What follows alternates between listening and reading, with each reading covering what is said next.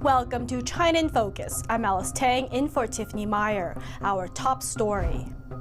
American AI technology giving Chinese hackers a leg up in cybercrime. Details on how Chinese hackers use a U.S. company's AI tools to automate a hacking campaign. Alibaba under fire. A new White House memo says the Chinese e-commerce giant is aiding China's military operations against the U.S. Details on that coming up. The U.S. has approved a $330 million arms sale to Taiwan, the first since President Trump began his second term, signaling he won't use Taiwan as a bargaining chip, countering earlier rumors. How far can China's long arm reach beyond its borders? As far as New York City. A Chinese indie film festival set for this week was canceled after Chinese authorities targeted its organizers and participants.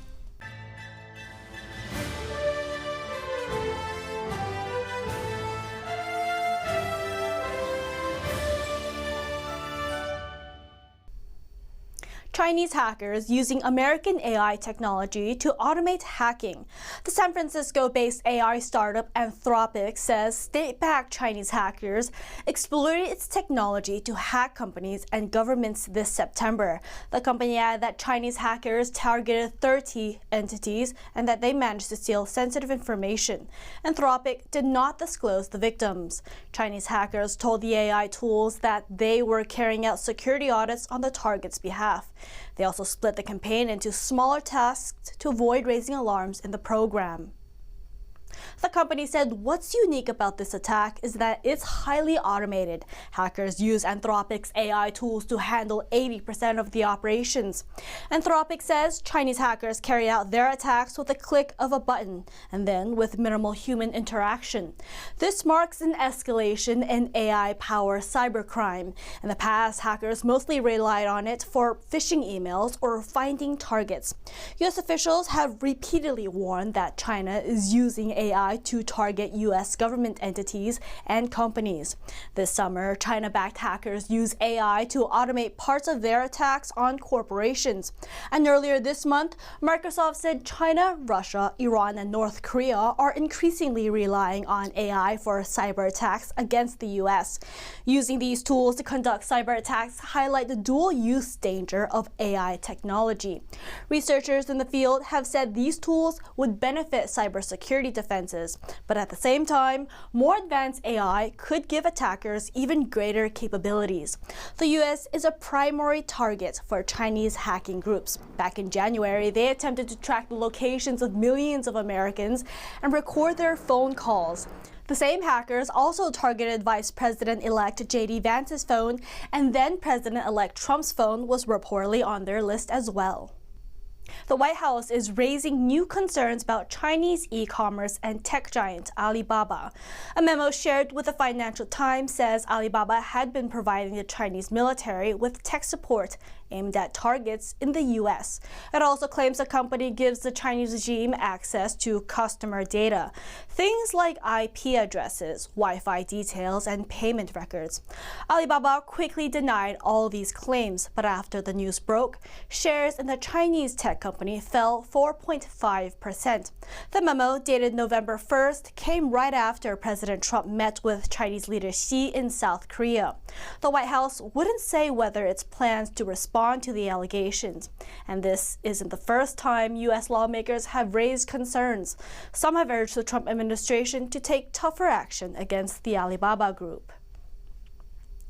It's the first deal of its kind since President Trump took office earlier this year. The U.S. is approving a potential $330 million sale of fighter jet and aircraft parts to Taiwan, drawing gratitude from Taipei and sharp criticism from Beijing.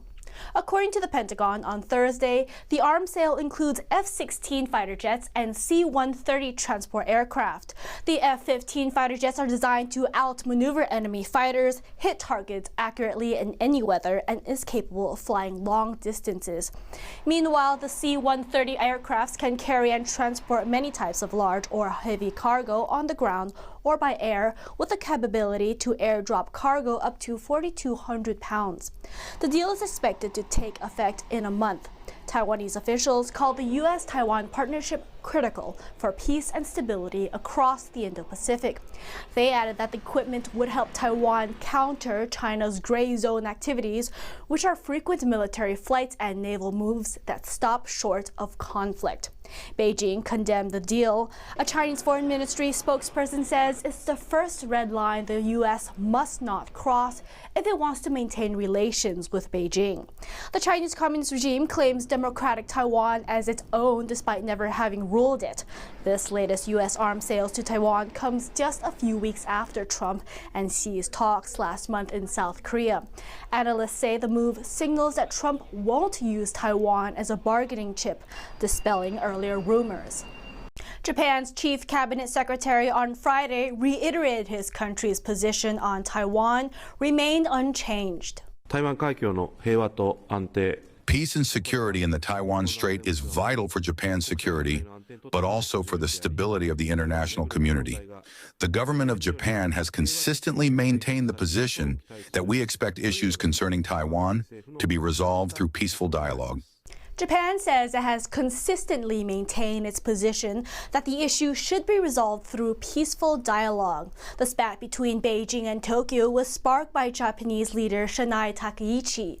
She made remarks in Parliament last week that a Chinese attack on Taiwan could amount to a survival-threatening situation and trigger a military response from Tokyo.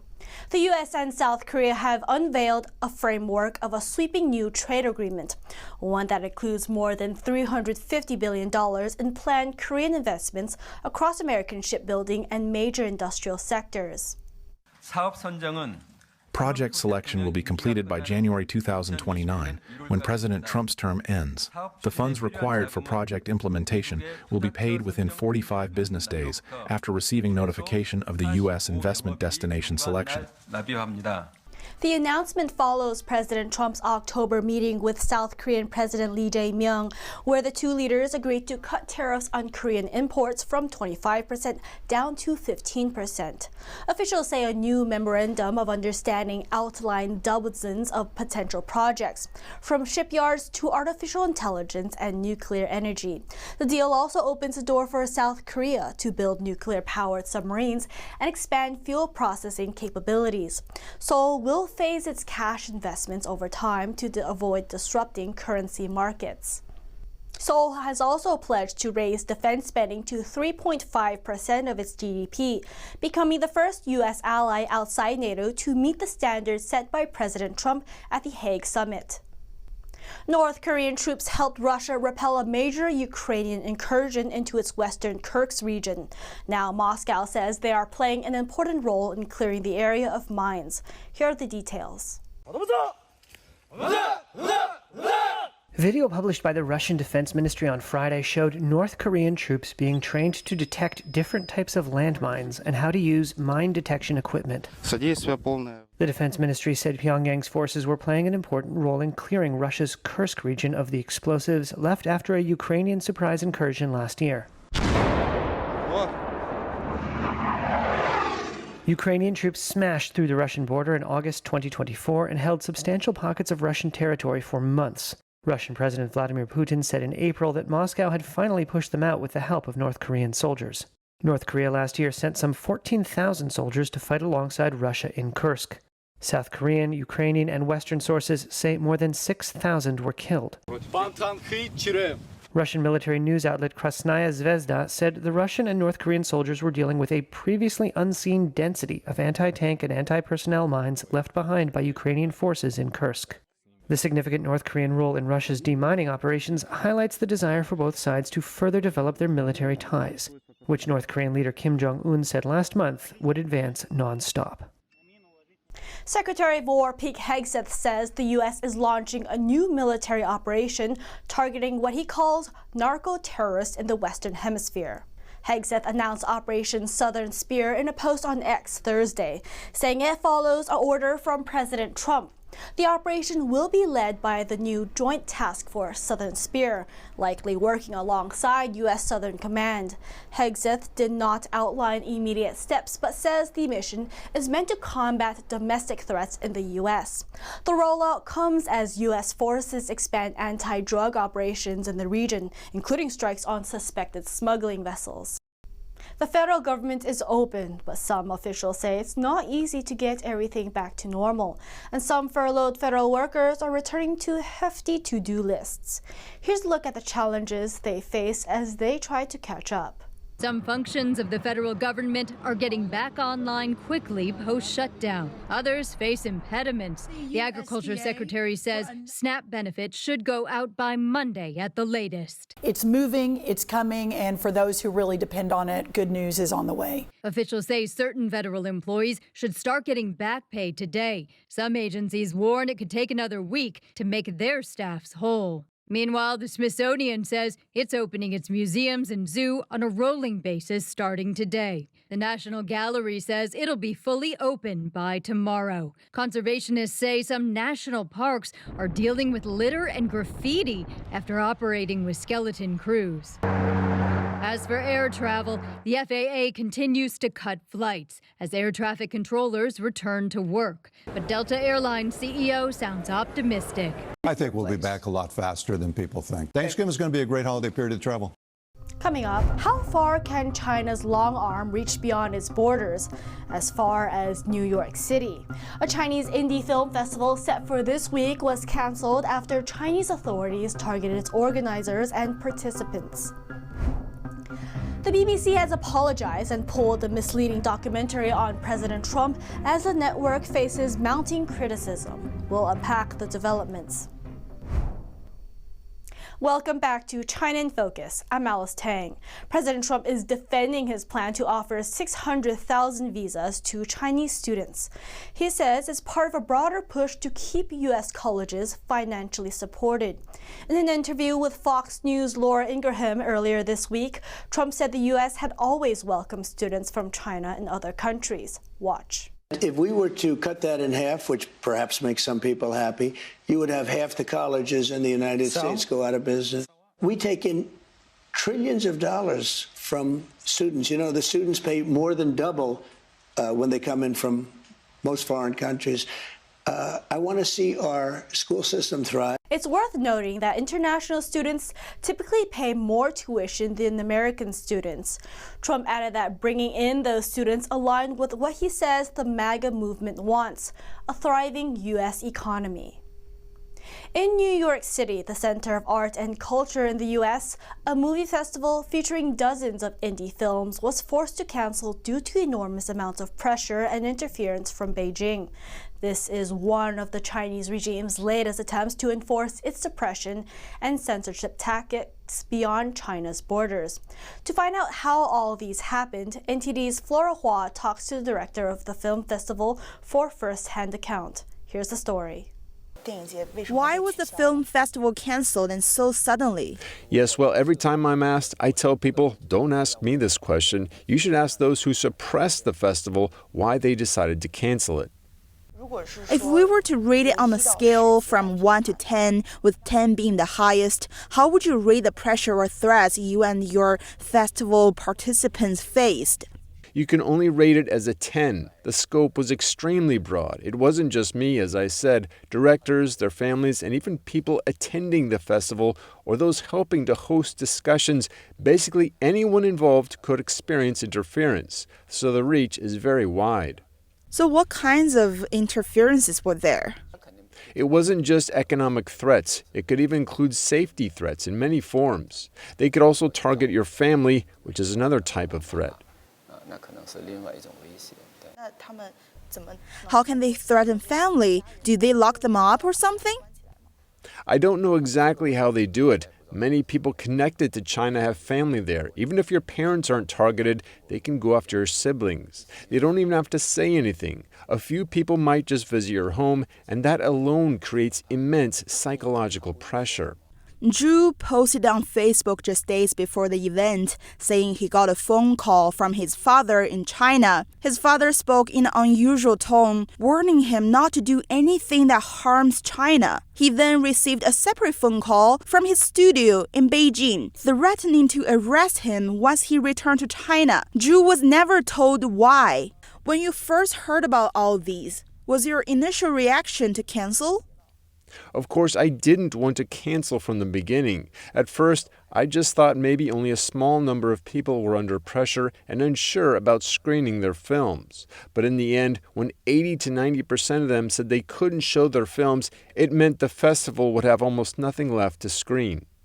When you finally made the decision to cancel, how did you feel inside?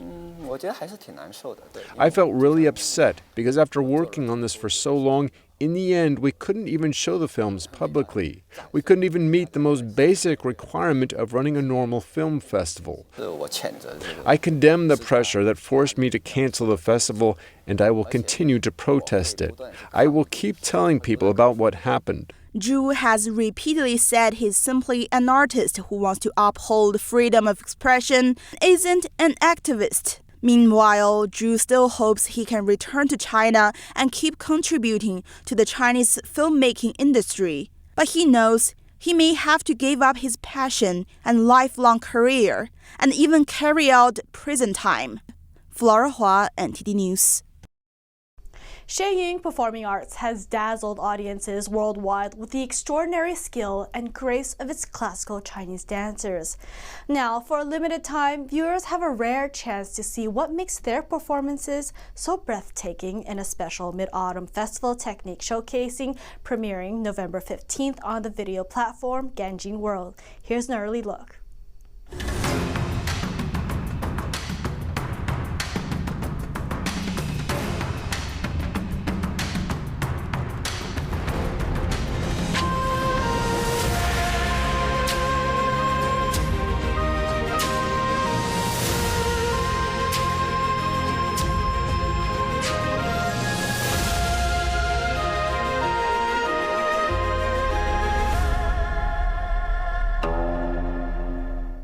Watch the exclusive premiere on November 15th at 8 p.m. Eastern on Ganjin World.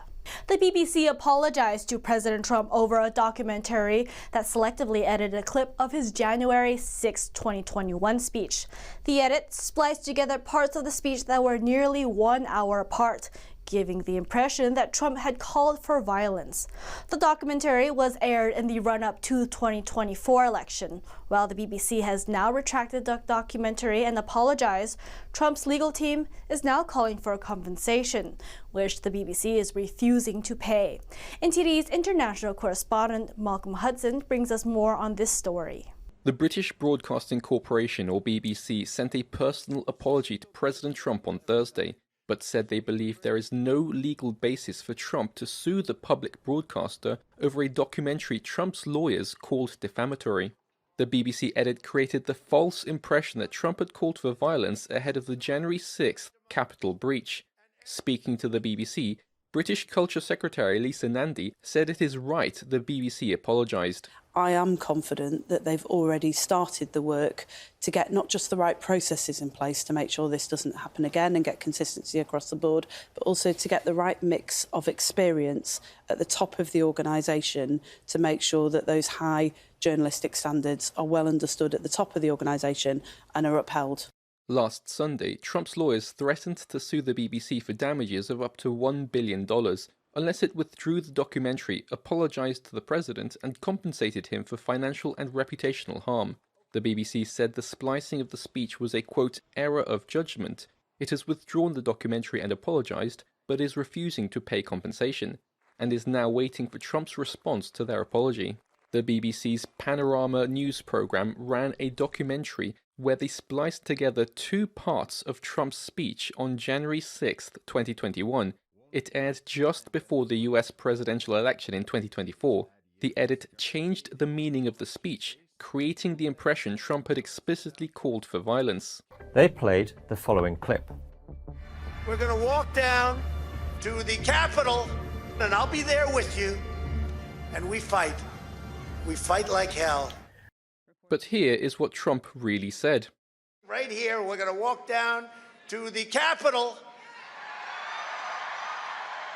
and we're going to cheer on our brave senators and congressmen and women. Trump said fight like hell 54 minutes later in a separate part of his speech, and in a different context. On Thursday, the Telegraph newspaper reported the BBC also doctored the same speech in a similar way in 2022, more than 2 years before the Panorama edit aired. Trump's legal team said this shows a pattern of defamation against Trump. Responding to the fresh claims, a BBC spokesperson said the BBC holds itself to the highest editorial standards and is now looking at the matter. White House Press Secretary Caroline Leavitt on Thursday said the BBC's edits are a clear example of fake news. The president has made it very clear that this is a leftist propaganda machine that is unfortunately subsidized by British taxpayers, and he thinks that's extremely unfortunate for the great people of the United Kingdom and Great Britain. The BBC has been thrown into its biggest crisis in decades amid allegations of bias, including on the edit of Trump's speech. The claims came to light because of a leaked report by a BBC standards official. 2 senior executives have since resigned. Malcolm Hudson, NTD News, UK. London's Kew Gardens is getting ready to sparkle for the holiday season. An enchanting nighttime trail will bring the gardens to life with color, sound, and shimmering displays. Take a look. The display includes a light show on Temperate House, various light installations, a dance floor, and an orchestra made of lights illuminating the after-dark landscape of the gardens. This year we've got 8 world-exclusive installations as part of the event. That includes bespoke things like the Palm House show behind me. We've put a bridge over the Palm House pond. We have an orchestra made of lights. We've got blooms blowing in the air. Mycelium networks reaching out from under tree trunks. I think one of the things I like about Christmas at Kew is that it has very gentle moments, like the one behind me, which is very contemplative, but there's also really fun and jazzy bits. So we've got a dance floor. We're encouraging people to dance along with giant headphones. But I think if I had to pick a favourite, the mycelium network is really beautiful. It kind of explores the network underground between mushrooms. Just feels so fitting at Kew, so the home of the fungarium. Now in its 13th year, Christmas at Kew began as an initiative to attract guests at a traditionally quiet time for the gardens. And what was once the quietest time of year at Kew is now one of the busiest. We have more than 300,000 people that are going to be coming over the next 49 nights to see this amazing show. Christmas at Kew opens to the public today and runs until Sunday, January 4th, 2026. That's all for today's China in Focus. I'm Alice Tang in for Tiffany Meyer. If you have any feedback on the show or have something you'd like to see us cover, send us an email at chinainfocus@ntd.com. We'd love to hear from you. For round-the-clock original news coverage, watch us live at ntd.com or download our NTD app. Thanks for watching. See you soon.